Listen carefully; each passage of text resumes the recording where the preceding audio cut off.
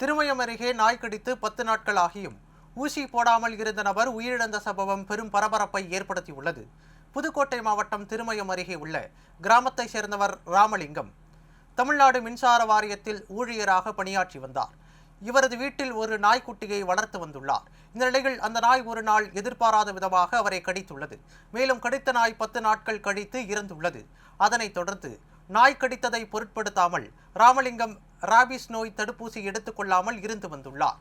இதனைத் தொடர்ந்து அவரின் உடல்நிலையில் சில மாற்றங்கள் ஏற்படவே திருமயம் தனியார் மருத்துவமனையில் சிகிச்சை பெற்று வந்துள்ளார். பின்னர் ராபிஸ் நோய்க்கான அறிகுறி என மருத்துவர்கள் தெரிவித்த நிலையில் உடனடியாக அவரை அரசு மருத்துவமனைக்கு அழைத்து செல்லும்படி உறவினர்கள் பரிந்துரை செய்தனர்.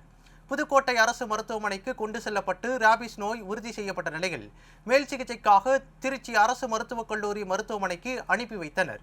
அதனைத் தொடர்ந்து அவருக்கு சிகிச்சை அளிக்கப்பட்டு வந்த நிலையில் ராமலிங்கம் சிகிச்சை பலனின்றி உயிரிழந்தார். நாய் கடித்து ராபிஸ் நோய் தாக்கி ஒருவர் உயிரிழந்த சம்பவம் அப்பகுதியில் சோகத்தையும் பரபரப்பையும் ஏற்படுத்தியுள்ளது.